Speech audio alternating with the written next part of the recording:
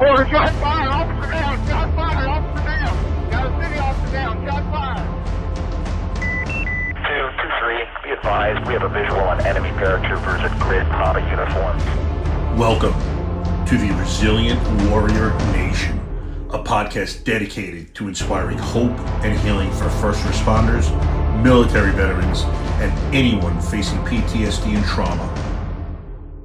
Hey guys, welcome to another podcast episode of the Resilient Warrior Nation. I'm your host, Mike Morgan. I usually explain why I wear this shirt. This is not a proclamation.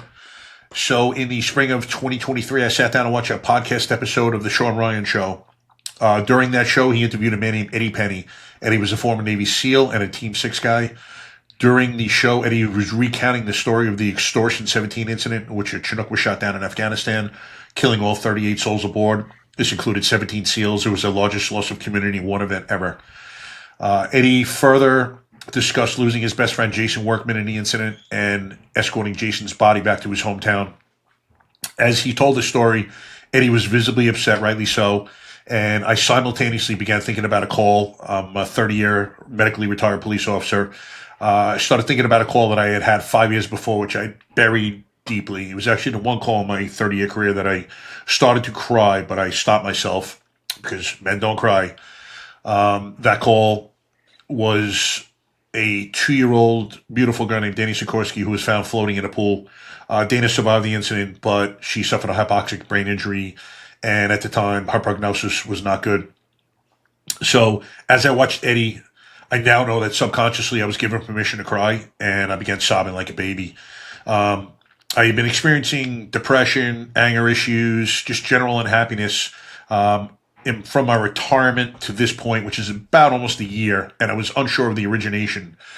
After this happened to me, I kind of pieced together rather quickly the fact that I think I had suffered some sort of PTSD during my 30-year career. And I furthermore realized I needed help. I didn't want to carry this for the rest of my life. I didn't want to be this ornery guy who hated everything and everyone. I wasn't sure how I was going to go about that. I didn't think that traditional counseling was going to do it for me. Talking to a guy or a girl behind a desk, telling what I've done, what I've seen, that they were going to be able to help me. Furthermore, I'd seen prior to Eddie's interview and after Special Force operators, both on Sean Ryan's podcast and others, talking about healing through psychedelic therapies. I began researching and paying much closer attention to these therapies. And on March 1st of 2024, both my wife and myself journeyed with ayahuasca. My life was changed during the course of a weekend, literally in pretty much the first 4 hours of Friday night, although we underwent 2 additional journeys that weekend. But as I was coming out of that first journey, the universe was talking to me. I know it sounds weird if you've never journeyed with psychedelics, but I was told by the universe that I was healed, and my mission in life was to go forth and help other first responders and vets. And I said, okay, I accepted that mission. I wasn't sure how I was going to implement it, but one of the things I decided to do was create a podcast, this podcast, to do for others what was done for me by Sean Ryan. And as such, I bring on ordinary people who have done extraordinary things with their lives. We tell their stories, the highest of highs, the lowest of lows. And my hope is that you guys and girls going through it right now can identify with my guests. Hopefully they will inspire you. Hopefully they will give you hope and inspiration, and you will reach out and get the help that you need. It is not weakness to get help. I promise you, it is a sign of absolute strength, and you can live a happy life again. You can realize how beautiful this life is. I promise you, you do not have to live in a vicious cycle every day. So I want to introduce my next guest. I'm super pumped. This is more of a feel-good episode. I'm going to introduce Chris Bingham. Chris is a federal police officer with 23 years of service, including 17 years dedicated to canine operations. He served as canine commander for his unit, where he worked alongside and retired 3 canines while contributing significantly to numerous critical events and missions. Throughout his career, Chris has held numerous key leadership positions, has a master's degree in global and homeland security, and is a graduate of the Northwestern Police Staff and Command School. Chris, I'd like to welcome you to the podcast, brother. I am very excited to have you, brother. Thanks, Mike. It's a pleasure being on here. Pumped to be on. Absolutely. I saw you on my fellow podcasters episode, Donut Shop. I'm a member of Counterculture Inc. now. So my buddy Justin had you on. I saw that interview in its entirety and thought it was a great episode.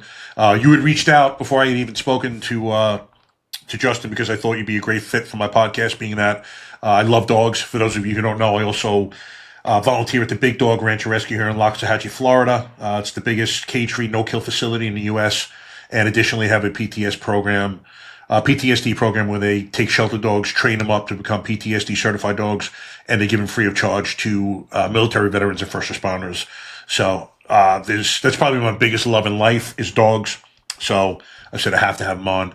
So, brother, before we get to the dogs, let's kind of get to know you a little bit. Tell us where you grew up, how your childhood was. How was little Chris Bingham? Yeah, so grew up in Maryland, right outside of in Baltimore. Single family home with my mom and my sister. So kind of grew up trying to find some direction in life, probably like a lot of people. And then as far as getting into the law enforcement career, took some classes at the community college, and then found out about the seasonal program with Ocean City Police Department. So I was able to get in with them as a seasonal, and they kind of threw me right into their CID narcotics, which was a lot of fun, starting out. So I did that for a little bit, and then got into the federal side, and then I tell you, after a couple of years, I got in with the canine unit, and I kind of knew that was my passion, and that's where I wanted to spend the bulk of my career. I can't blame you. Excuse me. I was a Atlanta police officer for the first 10 and change in my career, and I was going through the hiring process for Suffolk County, which is I'm from Long Island, New York, and that's one of the two police agencies that police Long Island. And as it was coming down to whether or not I was going to take the job, I was also up for a canine position in Atlanta. And I can honestly say, had that position come up, I would have stayed in Atlanta. I love dogs, and it would have been a perfect setting for me. I would have stayed there the rest of my career and been happy as could be, but did not. It came a little bit too late, so I had to make that commitment to Suffolk and went with them. And the rest, as they say, is history. But to me, that's one of the greatest details is working with canine. So once you got in, where do you go for training when you guys go to canine unit? So when we got in, we were with a vendor called Von Lake Kennels out in Denver, Indiana. So they sent us out there for a 5-week detection and patrol school that we went to, and then graduated from there. And then, like most police departments with units, when you come back, you have to go through their certification process.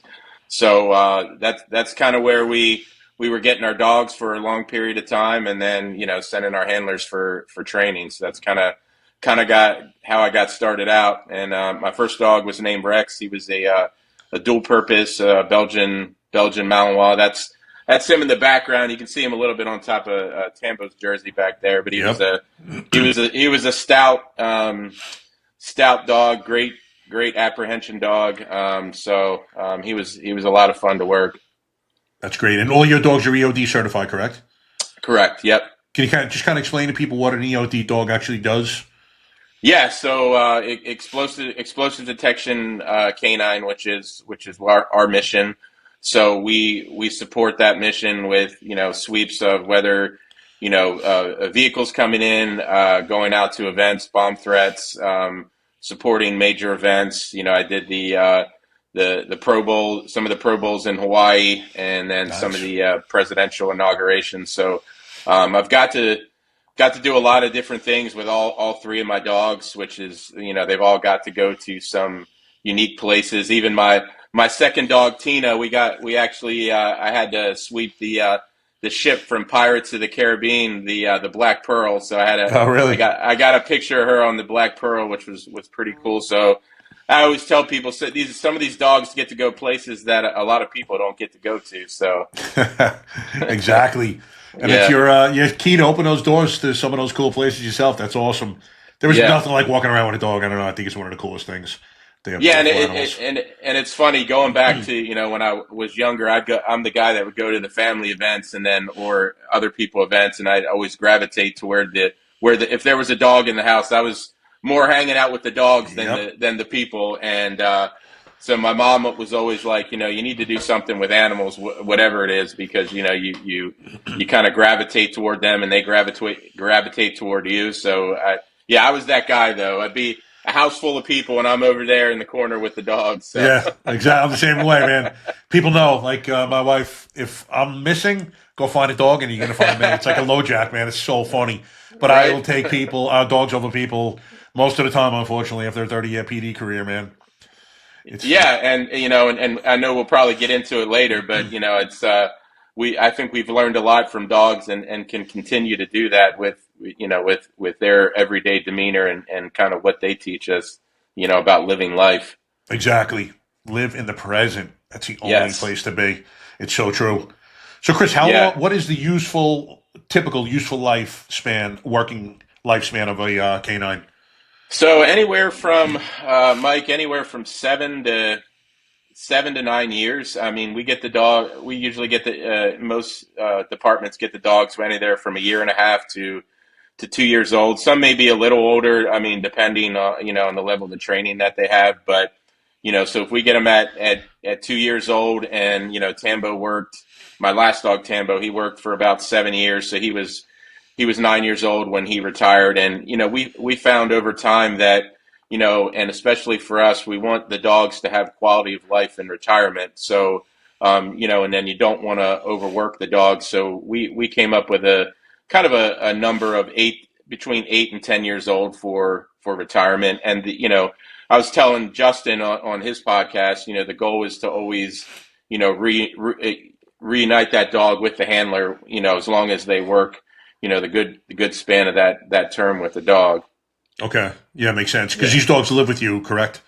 Yeah. They come home with us now in the military. A lot of them, they do have to leave, the dogs in the kennel. But I mean, part of that whole bonding process is I know for me and most handlers is that dog coming home with you, those long car rides home, and that whole process at home of you kind of both you guys kind of feeling each other out and building that bond over time. So the only caveat of when a handler wouldn't keep the dog is, let's say they came on and they worked the dog for a year and a half and then they wanted to take another assignment or go to another department. You can't just hand that a 12 to 15,000 dog over to somebody when you've invested the time and training into them. So, but most handlers will stay the tenure of that dog and be able to have that dog retired to them. Okay, yeah, makes sense. It's funny. My partner was he had a canine EOD dog out at the airport, and he left Atlanta. This was APD. Went to Air Marshals. Was there for I don't know a year, maybe a year and a half. Really didn't like it. Came back, but his dog was such a maniac that they could not pair him up with anyone else. So and this is like unheard of, man, that you leave a department in a canine unit and then come back and they let you back to a canine unit. Usually there's no way that's happening. And Yeah. they actually pair them back up. This dude was such a maniac. They had to put a anti-barking collar on him. So he realized the threshold at which it would shock him. So instead of having a normal bark, he brought him over one day. He's like, watch this. Takes him out of the car and he just starts laughing. The dog was like, he would just be under that threshold. He would never stop barking, but under that threshold to where he wouldn't get shocked. So it was like that little muffle bark that I just did. Yeah. It was hysterical, but they are so perceptive and intelligent. It's unbelievable. It's scary. Yeah, and it's interesting, when we would always go out and select dogs, we would always try to pair the dog up the best we could with if we selected 5 new handlers and we bought 5 dogs, we would try to, kind of pair the dog up personality wise, which we think would mesh well. But it was always funny when you had a 6'4", 250 guy and he has a little 45-pound female Malinois, Exactly. Those are kind of funny, but Emasculating. That is funny stuff. Yeah. So when you guys are I don't know if it works. This is the way I always was told that it works. So you would get a vendor to come in and bring a bunch of dogs, or you guys would go to the vendor and look at a bunch of dogs. How do you choose and you guys would choose those dogs and bring those dogs back? How do you choose a dog? Like what qualities are you looking for in a working dog? Yeah, so if let's say we're going out to look for, and we've worked with a lot of different vendors over the years, so we're going out to look at purchase 4 dogs. You know, a lot of times we want to say, can you show us 8 dogs? And that way we can kind of look at different dogs and different aspects of them. So usually they'll come out, they'll load the dogs on the trailer, they'll take them out, and we'll take them out to different environments and venues. And a lot of times first they'll kind of show them in their box room or show them in their area at the kennel, and then we take them off site, because one of the big things for us is where I work at, we do search a lot of volume of vehicles and buildings and stuff like that. So we need dogs that are very environmentally friendly. So we have to have dogs that we can take in any environment that aren't going to get rattled. So that's a big thing for us. So anywhere we can take them, or any environment where we can put them in, and have them on uneven surfaces or loud noises and stuff like that. And for us, a dog that doesn't get rattled and has a good hunt, and a drive to them, that's kind of what we're looking for, because we kind of need tireless workers for what we do, and the amount of volume where some departments they may be getting their dogs out a lot less, and for us it's very consistent. So having that hunt and that drive and that environmentally friendly dog is important. Okay. And then at the end of the dog's working lifespan, what are you guys looking at that tells you that, okay, he needs to be retired and need to get a new dog for this handler?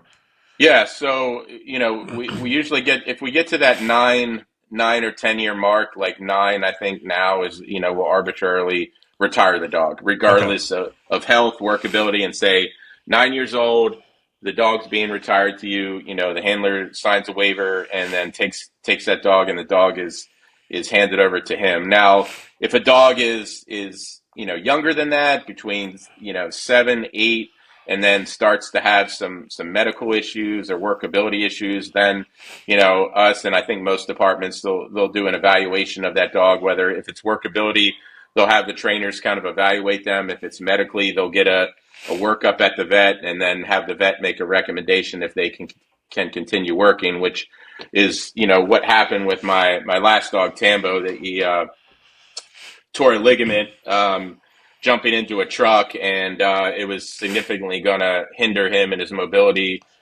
going forward. So, and he was getting up there in age, so we just made the decision to retire him a little bit early. Okay. It's funny. I told you that story the other night. I don't know. To me, this story is so entertaining. I just have to tell it again real quick about the ACL. So Chris and I were talking the other night about our dogs. One of my dogs, unfortunately, blew out 2 ACLs. And after the first surgery, I think it was done on a Thursday, very well-known surgeon on Long Island. And she had some sort of complication. I forgot what it was. But I was going to work that Sunday night, and I told my ex-wife, whatever this complication was, she needs to be seen by the vet. So I was going to call the following day. So, may God strike me dead if this story is not 100% accurate. I'm at a red light at about 8:30 that night. There's a car to my left. It's a little bit in front of me. The passenger door was just past the front of my car. And for the entire red light cycle, nothing. The light turns green. All of a sudden, the passenger rolls down the window, starts frantically waving at me. I'm like, Stu couldn't have rolled the window down during the red light. So I'm like, hey, sir, what's going on? So he's like, hey, officer, I'm a veterinarian, and we have a cat that was just in a house fire. I'm trying to get it to my office to save its life. And instantly I recognized the guy. So I'm like, follow me. I'm putting my lights on. You guys just stay close. I'll get you right there. Bam. Get him down to his office. Pull in the parking lot. He gets out, thanks me. I said, you're not going to believe this. But I instantly recognized him as soon as I saw him, when I pulled up to him. I said, you just operated on my dog on Thursday. She's got whatever complication it was. I was going to call your office tomorrow morning to make an appointment. This is unbelievable that you and I just ran into each other like that. And he's like astounded.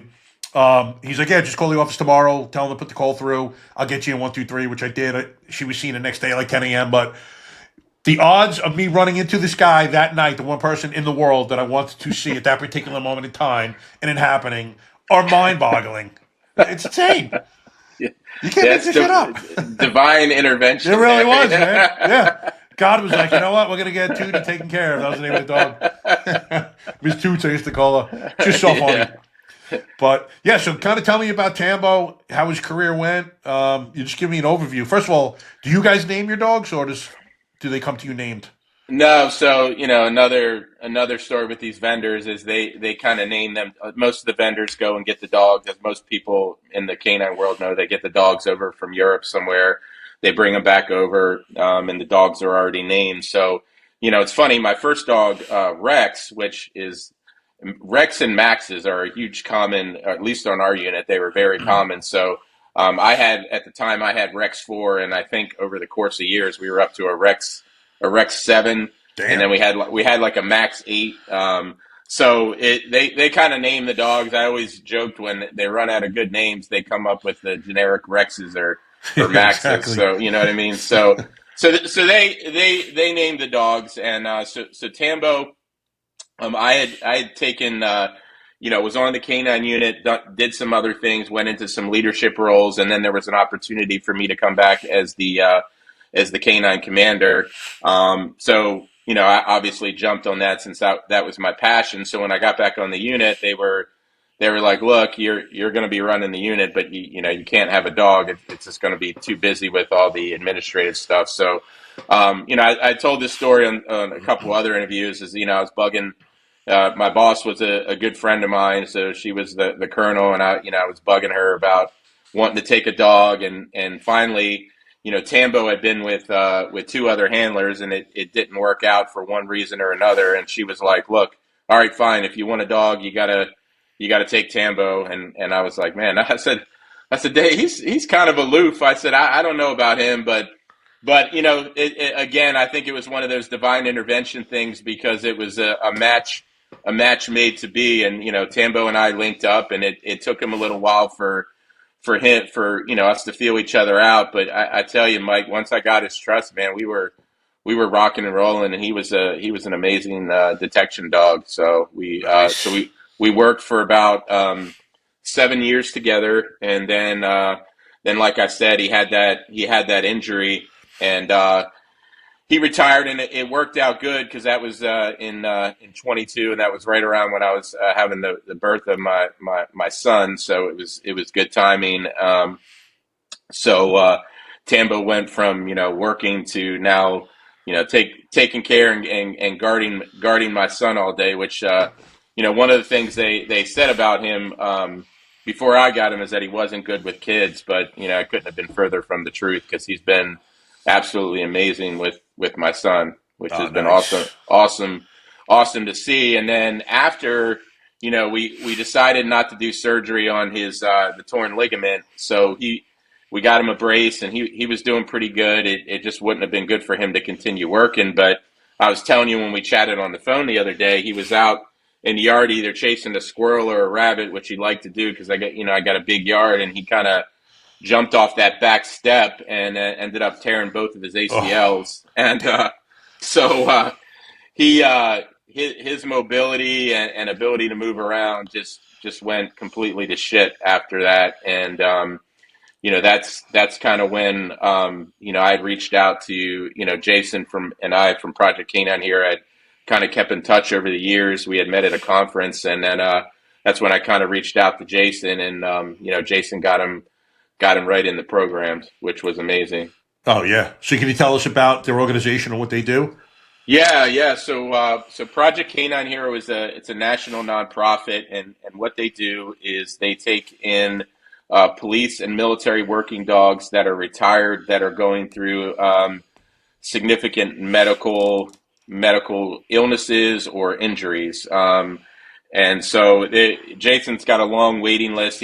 But he does it right. He takes in about 50 some dogs a year, and he wants to make sure that the dogs he does take in that he's able to provide them the care that they need. So it's usually dogs that have significant issues. If you kind of go on their website, there's dogs that have been shot in the line of duty, been stabbed, been hit in their cruiser, or dogs like Tambo and his condition, which we'll get into a little bit more about some of the other stuff that ended up happening to him. But yeah, so with Tambo's ACL tear, they got him in, and we got him in for the TPLO surgery, and which was about $7,000, and they paid for that, And that was for two, Chris? That was a double ACL? Well, he had a double ACL tear, but we repaired one, and then the second one, I got a good orthopedic that I work with here.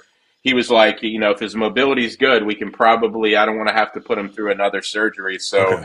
we were able to get through the one surgery, and he's done pretty good with it. I mean, it completely brought his mobility back, and I remember being in the yard and calling Jason up and said, "Man, you brought my boy back to health, man," because he was just he couldn't move, he couldn't run, and he just he was just, you could see in his eyes he was defeated. And Yeah. these dogs, it's I've related in other interviews, they're like professional athletes, is that after years of serving or performing on the highest level, the body starts to break down, but it's always the mind that still stays sharp. So Yep.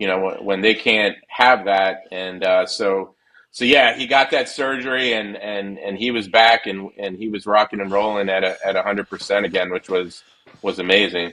Oh, absolutely. Absolutely. So what now? What happens next in terms of medical conditions for him? Yeah, so we were doing good, and then after that, I'm a type of guy that I like to give back, and Project Canine Hero had been so good to Tambo, and what they, and after they did that, they also take care of all their routine vet care, all their vaccinations. Really? Wow. Yeah. So whatever you need, they take care of it. So I was doing aqua therapy with them, Yep.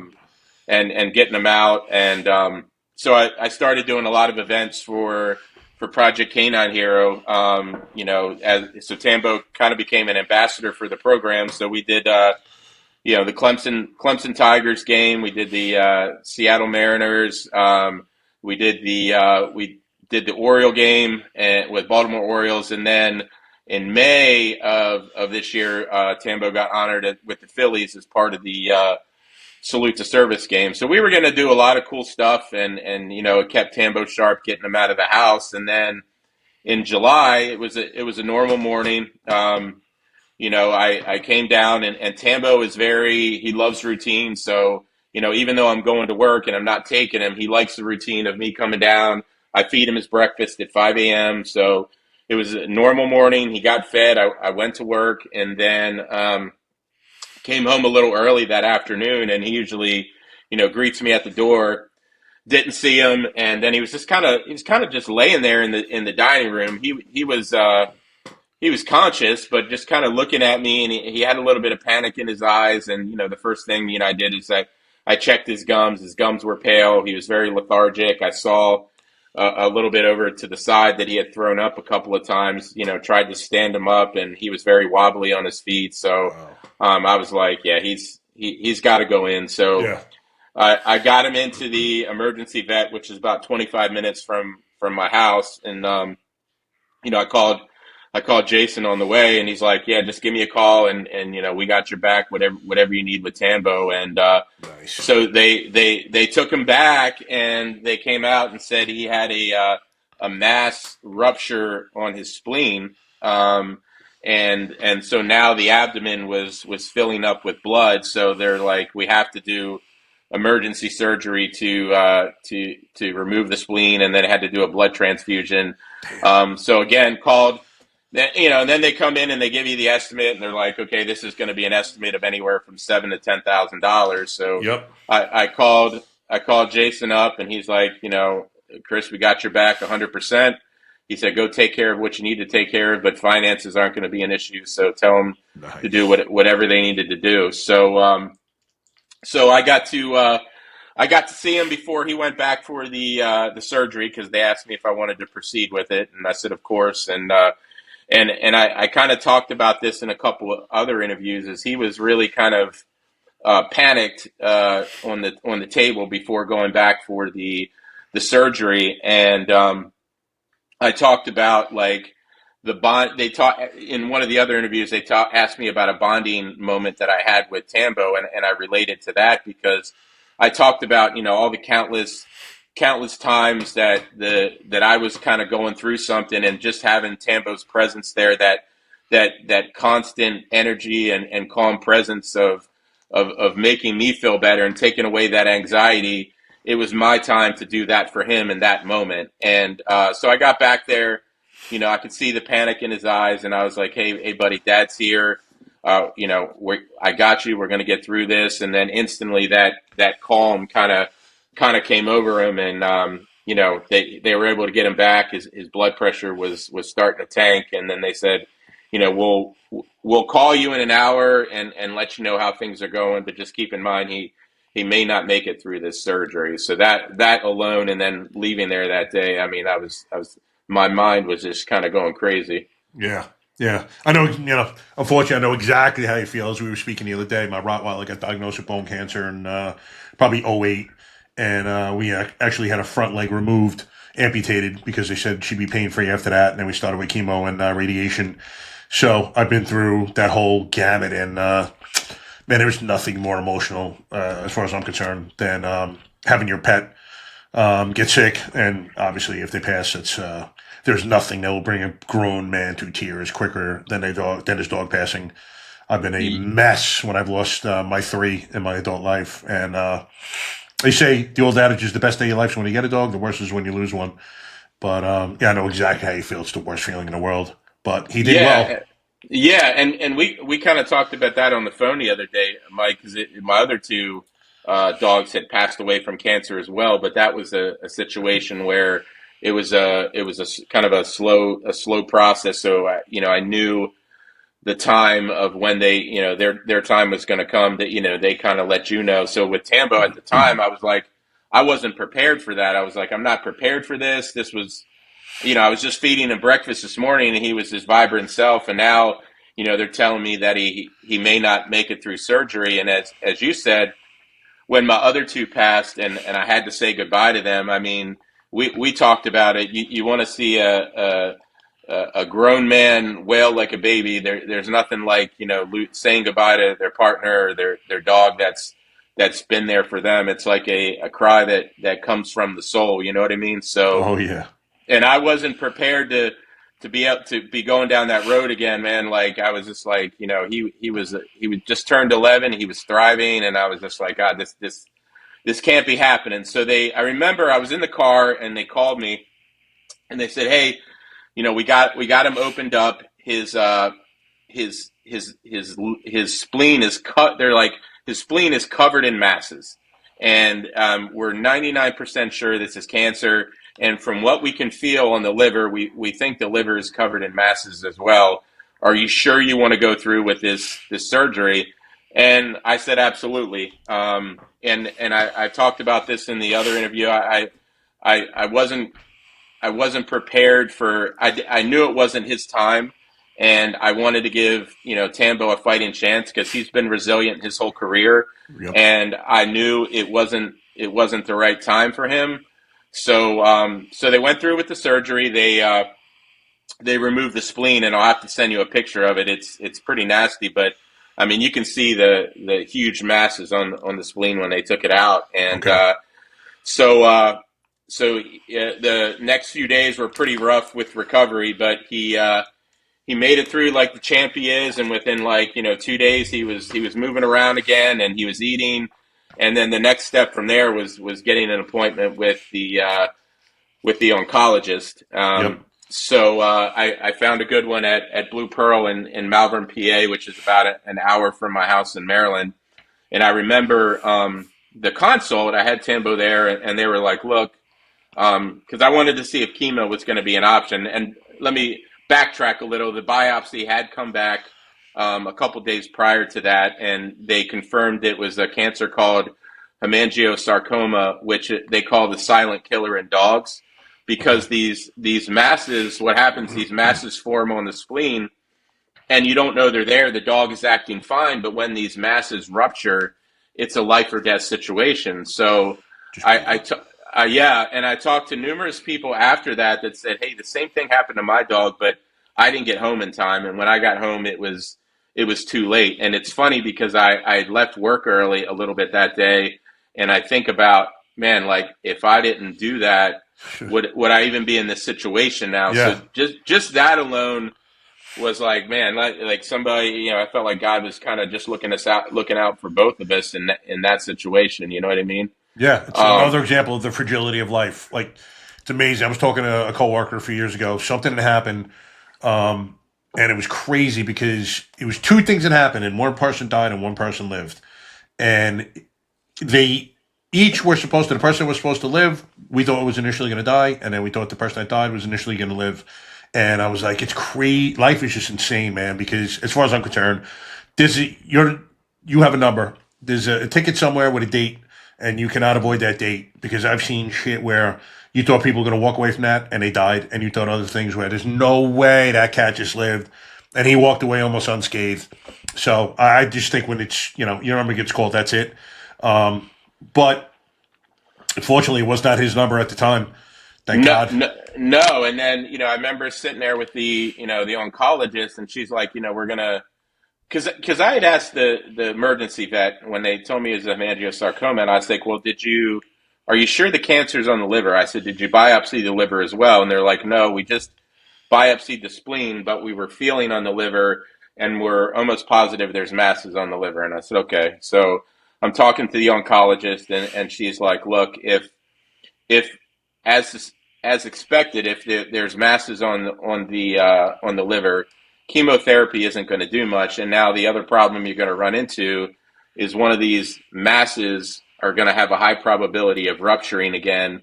And now you're going to be in that same situation of if and when that ruptures, of having another emergency situation.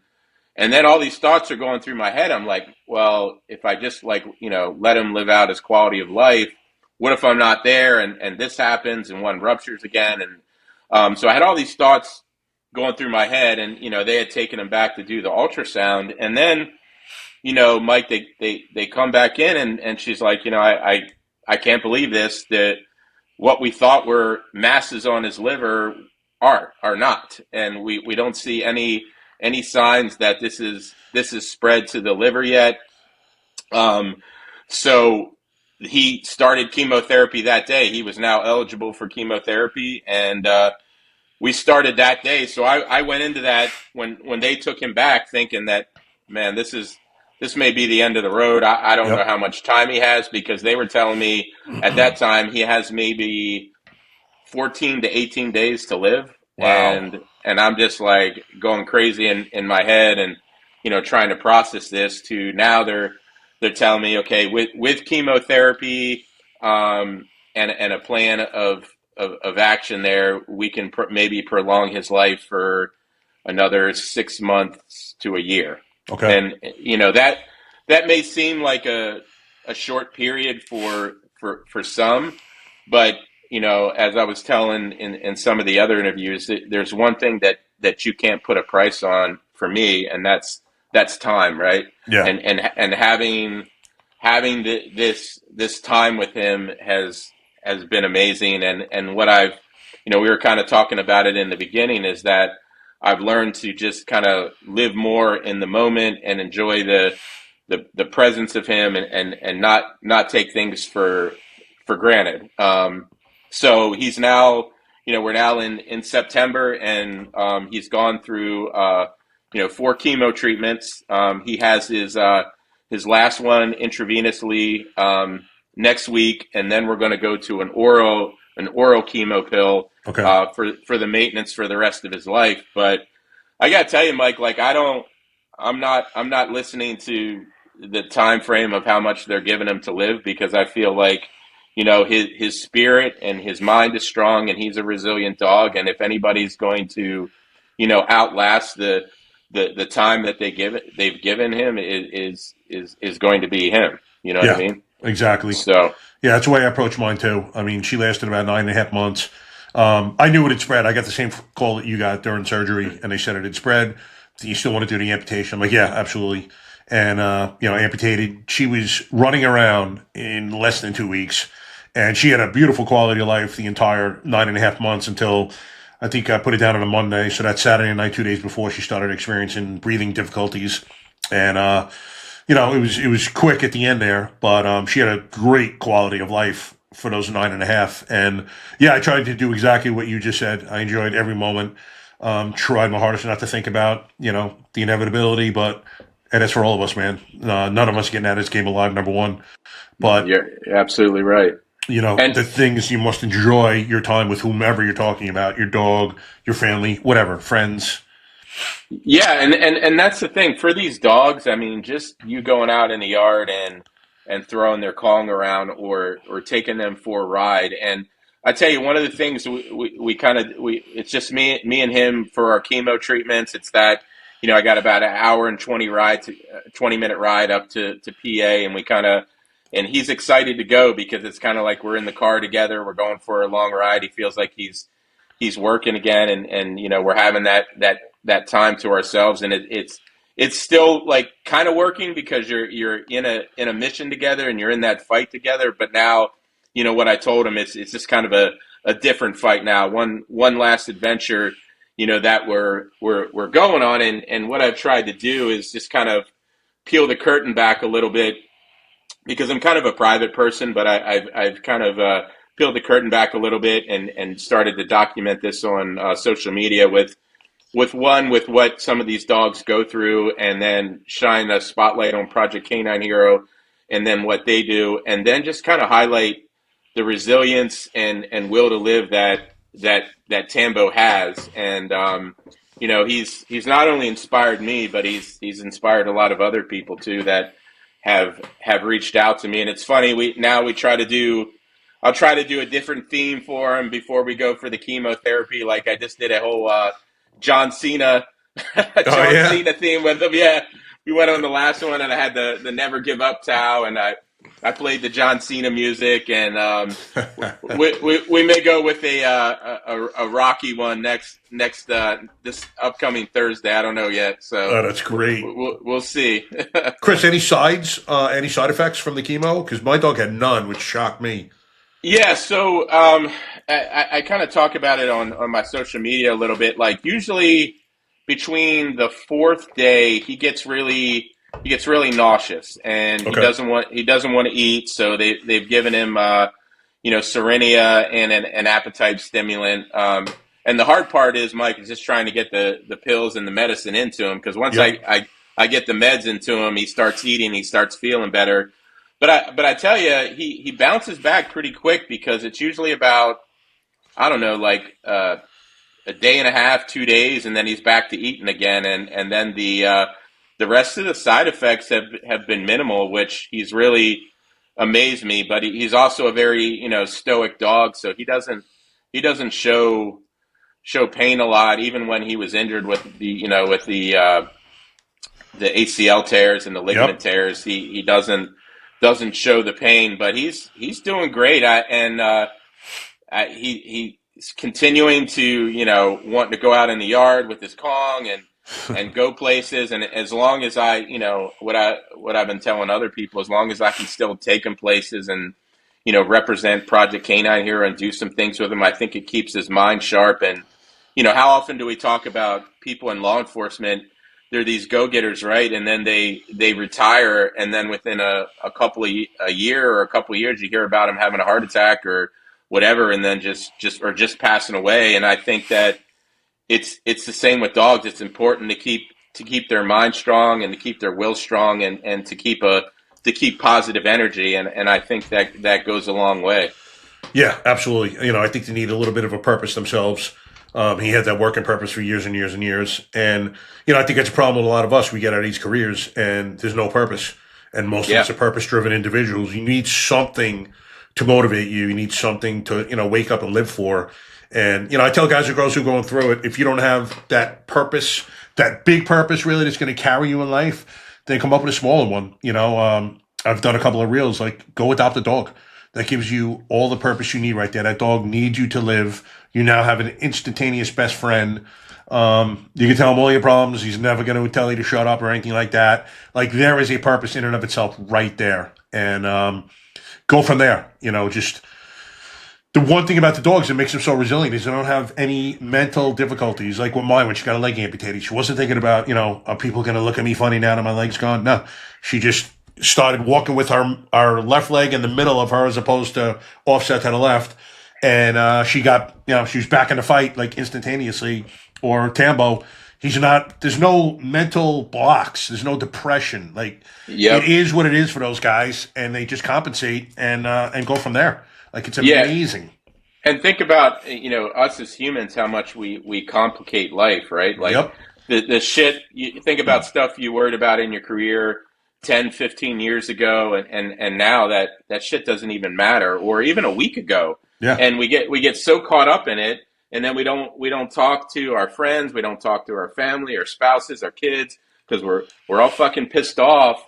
And then a week later, you're not even thinking about it. And Yeah. and these dogs, like you said, Mike, they're living in the moment, and that's where we can learn so much from them. I think about all the time. It's like I get caught up, come home from work, and I'm scrolling on Instagram on the phone, and we live in a technology driven world, and we're so caught up in our phones, and then we negate to talk to our kids, and you got to take a step back and say, wait a minute, like I want to be present here. You look Yep. at concerts now, and instead of everybody, like when you and I were going to concerts, we're just taking it all in. Now, what do you see? Everybody's got their phone up and they're videoing it, right? Yeah. Or they're Yeah. taking It's pictures. amazing. You're Yeah, missing the whole thing. It's going on right. right before your eyes, but you're not seeing it. It's Exactly. unbelievable. Like I was in the Yeah. gym today, and to me, the gym is not just about staying in shape. Like it's an hour and a half almost meditation. And if you see my phone out, it's only because I'm changing songs. Like I'm not scrolling. And I just sometimes want to yell at these young kids, like put the fucking phone down and just stay in the present, man. Just think about what you're doing. Think about something other than that Instagram or whatever the hell, Yep. Snapchat, whatever they're on, because it means nothing. It's doing nothing for you. It's not helping you improve mentally, not increasing your mental fortitude, strength, nothing, your mental health. And it's just so detrimental. And these young kids cannot get away from it for a set. I was watching a kid the other day. Literally, as soon as he finished a set, he's on there for about 3 or 4 minutes. And then he'd do another set, right back to it. I'm like, holy shit. Thank God I was born when I was born, because Yeah. it's amazing. These kids are, unfortunately, lacking in social skills and so many other things that they're missing out on. That I hate it for them, because they're missing out on great portions of life. Yeah, and it's funny now. I'm in a lot of different leadership roles, and just communicating with people is a lot of people would rather communicate in text, or rather or over email, rather than having a face to face sit down. And if I'm communicating with somebody, I like to look them in the eyes. I like to engage with them, talk to them, be present in the moment. Whereas some of these people, different generations aren't used to that, right? And Yeah. I try to be engaged and be a hands-on leader in that way. And I think, like you're right, Mike, is they've gotten so social skills are lacking in a lot of ways, and priorities with things. And I think that's where a big difference in generational gaps are, and why you see a lot of cops that end up retiring. They get into management and they're like, I'm done, I'm retiring, because I've been to a lot of leadership classes, and they're like, I don't know how to manage these generations now. It's I don't get it. There's too much of a generational gap. But the one thing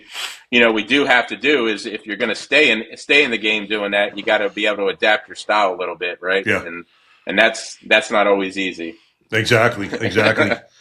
So, talk a little bit more about this organization, what they do, how people donate. How do they get their funds? Is it all private donations? They're 501c?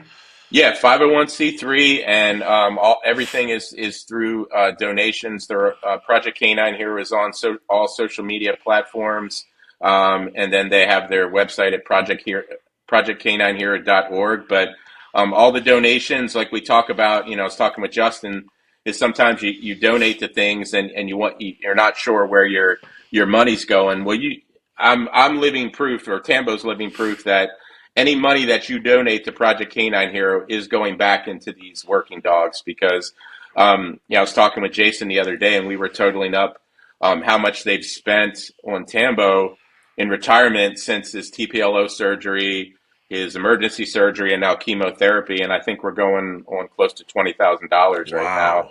Yeah, That's crazy. and that's all the money that comes in from the public, and that's why I try to go out and represent Project Canine Hero, whenever I get a chance. And I think I told you, hopefully, I just had a conference call with the Philadelphia Eagles, so they're looking at bringing Tambo and I out for their salute to service game in November. God willing, if Tambo's health is still good, then that'll be a major factor. But we're gonna continue to try to go out and represent the organization any chance we get. Oh yeah, I'm sure he's going to be ready to rock and roll. Yeah. So, in terms of dogs that they support, are these first responder retired dogs and military veteran dogs, or Yep. okay, So both, right? he's got a lot of the SEAL team dogs in his program. A lot of the different military branches. Every from the federal, state, local level.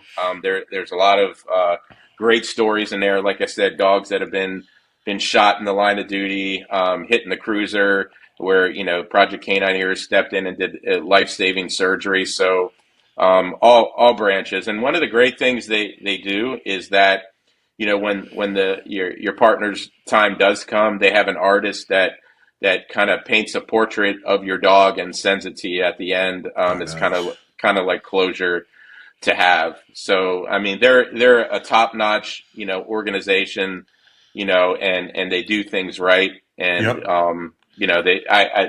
I always say they've saved Tambo's life twice. They kind of brought him back to life with his mobility and funding those surgeries, and now with giving me more time. And I don't know how much time I have with Tambo, but I do know that they've given me more time thanks to Project Canine here, and you can't put a price on that, Mike. No, no way.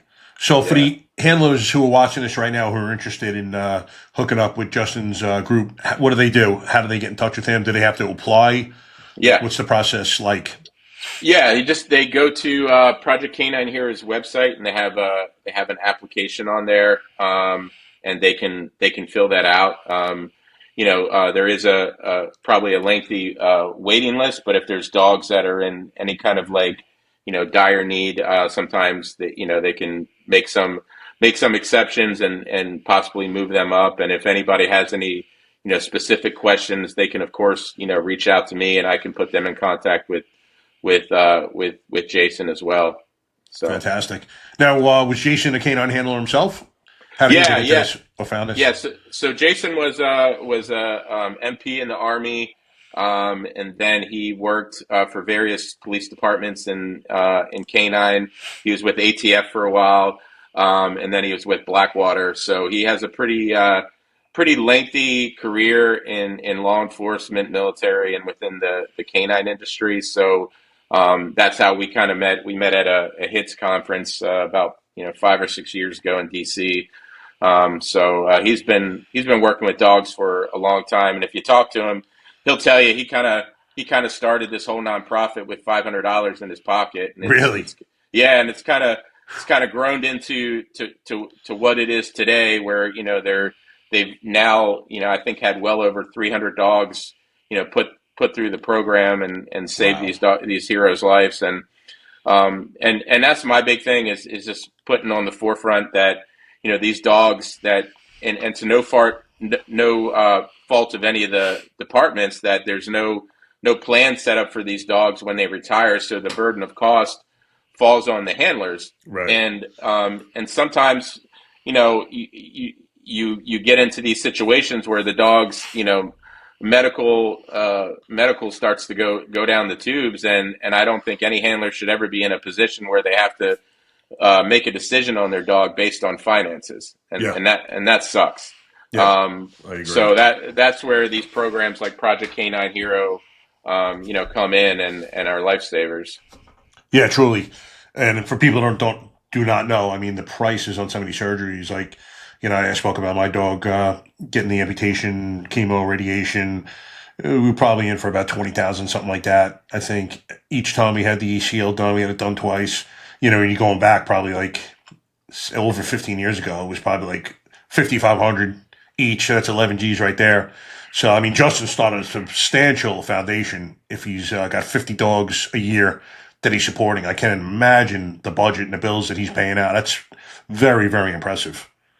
Yeah, and he's got a great team that he works with over there that manages everything and makes sure that everything's on par. And he's constantly traveling the country, promoting the organization and getting those donations coming in so he can take care of these I call them the silent heroes. Sometimes are forgotten heroes because it's like they work their whole career and then they retire and the department does everything they can and sends them off. But then after that, sometimes I feel like they're just forgotten. Never to Yep. the handler, but to the rest of the world. So I try to any chance I can get to kind of talk about Tambo's story and Project Canine Hero and the work that they're doing, and then also the need for eventually legislation to pass something to provide care for these dogs in retirement is what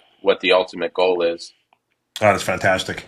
It's definitely a soft spot in my heart. I love dogs, period. So, anything I could do to help, obviously, send anyone my way or, whatever you need help with, I'm fully on board. I was talking to someone today, I was volunteering. I'm like, we don't even deserve dogs. It's like one of the greatest gifts that we've ever been given as human beings. Oh yeah, and it was funny because the first podcast I did, he was like, he was like, tell me something that will bring the right and the left together, and I said a dog.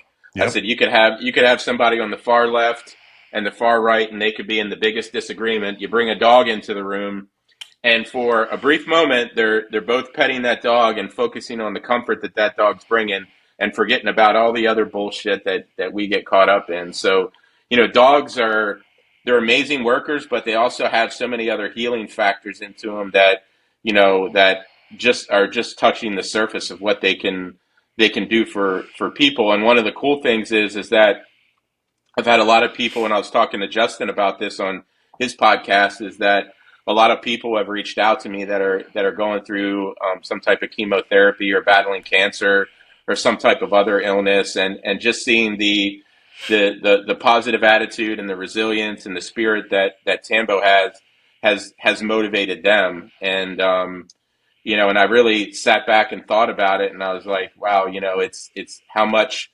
dogs mean to people and how much they can have an impact on people is pretty incredible. So, it's kind of morphed into that now as well. And any chance I can get to put a positive spin or motivate, somebody else in their life, I'm going to take the opportunity to do that as well. Absolutely, brother. Absolutely. I mean, it's a phenomenal job. And, all the links are going to be in the bio. Anything that we have not touched upon that you would like to? No, I appreciate you having me on, Mike, and being able to shed light on Tambo's story and not just Tambo, but this is for all the working dogs out there and the sacrifice that they give and just kind of peeling the curtain back a little bit and talking about a lot of times we talk about the war stories, but I want to pull the curtain back a little bit and talk about some of the challenges that they face medically when they retire, and those finances aren't always there.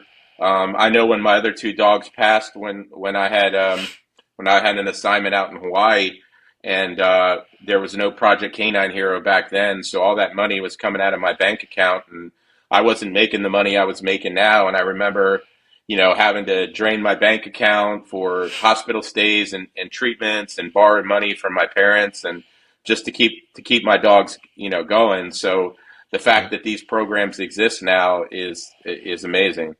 Yeah, it truly is. Because, as you said, I mean, they could drain a bank account very quickly. It is no Oh yeah, joke. Oh my God! I remember I was credit card 1,500 every time I went for a chemo treatment. I don't know how many she got, but like I said, it was 20 G's, and it's like my child. yeah. So I was paying whatever it was, but it definitely puts a little kink in the savings account armor. That's for sure. But we'll do At, anything for our dogs. at, Absolutely, and I just want to shout out to everybody that's either sent, he's gotten so many packages in the mail, whether it's dog treats. I had a company Canine Nutrition reach out to me recently. They're now providing his nutrition plan. People Nice. sending dog beds. Houndbound Brewing out in Houston partnered up with them, and they've made Tambo's own shirt line for him, and Nice. and are donating 10% of the proceeds from that toward Tambo's care, and just people in general, and then also as I've said on some other podcasts, shout out to Tito's Vodka. I met Tito at a law enforcement conference a few years ago, and I reached out to him after Tambo got sick, and his philanthropy team called and called me immediately and made two nice donations to Project Canine here in the name of Tambo. So Oh, that's awesome. Thought you were going to tell me that he was yeah. supplying you with vodka for the next year or two. Well, that would have been nice too. Yeah, exactly. If you did do that, keep that on the side. We'll talk about that off air. That's great. Tito, great job. That's awesome. I love hearing stories like that. Yeah. All right, brother. It's been fantastic speaking to you. Absolutely. I hope this turns into some much needed donations to the cause. It's just phenomenal work. All the links are going to be in your bio, like I said, guys. And if you want to speak to Chris about anything, Chris, just tell everyone how they can reach out to you if they want to do so, please. Yeah, so they can reach me direct on Instagram at lowercase k the number 9 underscore at Tambo TAMBO. And if you're not following him yet, again, I'm kind of documenting his journey as he goes along through chemotherapy, and then all the the ambassador stuff I'm doing for Project Canine here. But if you have any questions, your dog's going through any cancer treatment, or you have questions about Project Canine here or anything canine related, please feel free to reach out to me. Fantastic. All right, brother. Again, it was great speaking to you. Guys, reach out to Chris if you want anything, any info further. Any donations that you want to make to the organization would be much appreciated. And if you guys like what you saw, please hit like and subscribe, and we will see you again soon. All right, brother. Take care. Take care, Mike. All right.